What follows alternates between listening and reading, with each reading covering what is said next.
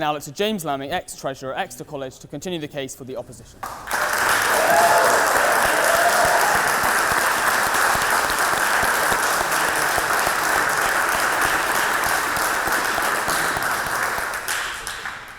Mr. President, thank you for this honour, and ladies and gentlemen, I think we'll all be glad to hear that I will not be starting with any character assassination. I don't think any of us can take it anymore. I do want to start by talking about the burdens of this debate, however, because I think there's been a bit of cross-talking thus far between, especially Paul Mason and the Treasurer. What the proposition have to show you tonight is at least two things. First, they have to show you that the adoption of populism for the left is going to be justified. Not just justified by the left's success, but justified by some objective measure. What is politics going to look like after the left do this? Is it going to lead to more nuanced debates? Will it generate informed voter interest or electoral apathy? In other words, are there actually going to be some hidden costs that proposition have brushed under the rug? Second, they have to show you that this tactic is going to be successful in both the short and the long term. Given the rise of populism across Europe and the speakers in this debate, this success is probably going to look like a response, as we've heard, to right populism and the return of left-leaning governments across Europe. What success probably isn't going to look like in this debate is a leftward movement within these parties at the expense of general electability. What our side have to show is one of two things. Either that populism is going to be actively harmful to the left, as I'm going to argue, or that whilst claiming populism might be one good move, there are in fact many other better ones. Taking these questions in reverse order, I want to talk about three things tonight. First, I want to talk about why the left's adoption of populism is going to corrode public debate and how that's going to make politics even more depressing than it currently is. Maybe even more depressing than the Oxford Unions. Second, I want to talk about how populist parties are going to become exclusionary and why that tends to lead to unelectable left-wing echo chambers, as happened with Labour in the 1980s and the Democratic Party at the start of the 1970s. And finally, I want to talk about why adopting the tactics of the far right is going to shift the Overton window towards knee-jerk politics and validate the far right agenda while it's at it. But first, what do we mean when we want to talk about populism? Because populism isn't just popularity. It doesn't mean popular as in generally approved, because then this debate would be pretty meaningless in that, like, in all democratic systems, the aim of the game is popularity. It doesn't even mean popular in the sense that Paul mentioned, like the popular vote or popular representation means of the people, because that's still very clearly different from being populist. Evidently, not all popular movements are populist, and not all populists are very popular at all. On the one hand, the BNP, very populist, thankfully not very popular. On the other hand, people who think that second referendum is a good idea, quite popular, but really quite metropolitan and elite. What we're actually talking... Speak for yourself. Yeah. What we're actually talking about here is a small set of ideologies that pit the masses against the elite, and that go on to say the elite are in some way systematically oppressing the true will of the people, whatever that looks like. That's what populism fundamentally is. The people against the elite, the pure against the corrupt, and at the end of the day, it is about the good against the evil. These ideologies tell you that the current elite have some nefarious purpose, that all is not what it seems in the halls of power, and that George Soros is, of course, Satan incarnate. So, how and why is populism going to corrode debate? Well, does what I've just described sound like a good system for political discourse? Are you and I going to be able to have a frank discussion if you believe that climate change is a hoax, and I believe that there's a Jewish media conspiracy? How are we going to get past the fact that we hold radically conflicting points of view as gospel, and that we are not willing to have them questioned or be questioned by anyone else? Well, the answer, in short, is that we're probably not going to be able to get anywhere in our discussions. Because here's the crux of it, and Amy touched on it earlier.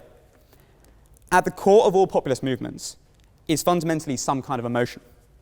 It's a fear of the other, masquerading as pure, unfiltered anger, which overrides rational discourse and pins the blame on just one group. It's why populist politics is both so vicious and so loyal. It's because it's personal. It's why Barack Obama has his citizenship questioned by the Republican base. It's why otherwise clear-sighted Labour supporters are willing to look the other way when it comes to anti-Semitism. It's how Hugo Chavez could once claim that he was not an individual, but the people. The problem with basing one's appeal to the people on emotion or on loyalty is that you can't question it. In the same way that people feel emotionally invested in their families, it's not that bad as it goes. Tough. Must be. If you and I are both intellectually bought into conflicting ideologies, I cannot change your mind and you can't change mine. And that's going to be the problem. In a populist world, debates like this are going to be very hard. Because lots of populism is just mudslinging. It's just mudslinging to energize your supporters. So if I stand here today and address you in a populist way, you might be persuaded if I'm sufficiently emotive. If I tell you that proposition are responsible for the decline in living standards, that they allow the immigrants into this country who steal your jobs, and that they too must be drained from the swamp. And if you, on the other hand, are looking for a scapegoat, you are looking for a cause to believe in, that life is bad for you, that your living standards are going down, then proposition are not going to be able to respond in any rational way. Once the rot of populism sets in, it's almost ineradicable. Because if you genuinely believe that the people on the other side of the aisle are evil, you are not going to want to debate against them. You are not going to want to be friends with them. You are not even going to want to work with them on projects where you have a common aim. Under the non-popular status quo, by and large, this problem is mostly confined to the extremes of the political spectrum. Under the proposition model of populism, the entire left wing is going to try to bind the electorate together through policies which use this emotional mechanism. But even if real debate could exist on this model, it would still be a bad idea for the left to reclaim populism, because, as Brendan mentioned, the right is already so much better at it. Two reasons why. First, by and large, fear is just easier to instill in the public than hope or aspiration for change. Messages about traditionally right-wing policies like immigration or welfare fraud, or the dangers of a Labour government during the war, are so much easier to catch on so much more easily than positive messaging about nationalisation or the welfare state. Second, specifically in Britain, but in a case-by-case basis across the world, the right wing just have far more experience than the left when it comes to populist sentiment. For many of the working class, as Brendan alluded to, the Conservative Party is the party of power. They are deferential voters. And not just of power, but of stability. And not least because the nationalist sentiment the party has been able to draw on in times of crisis throughout British history. Second, I want to talk about why almost all populist movements are ultimately exclusionary. This was best summed up by Neil Kinnock in 1985, responding to militant tendency. I'll tell you what happens when the possible promises. You start with far-fetched resolutions. They are then pickled into a rigid dogma, a code, and you go through the years sticking to that, outdated, misplaced, irrelevant to the real needs. At the end of the day, populism starts with a set of policies. You start and you say, these are the policies, and they are now gospel. Disagreement is sectarianism, and it is contrary to the will of the people. The people want nationalisation, and you are a member of the corrupt elite if you do not get on board. The party needs unity, so you try to enforce it. This is the party line. Get on board or get out. There is no room for reasoned dissent, for delay, for discussion. Candidates are selected for their adherence. All populist parties begin as a broad church and end up as very narrow ones indeed.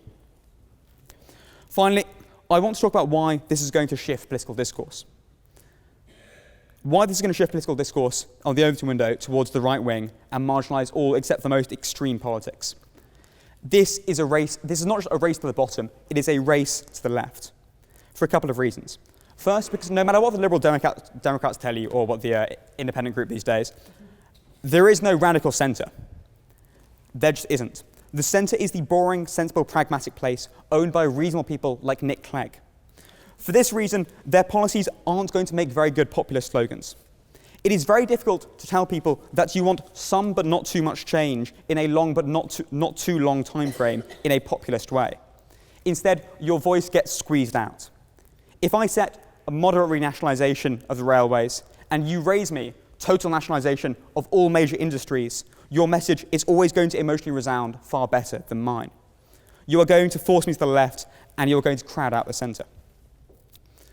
Mark Twain once said that you should never fight with a pig because you both end up rolling around in the mud, but at least the pig likes it. George Bernard Shaw once said that you should never argue with stupid people because they drag you down to their level and then they beat you with experience.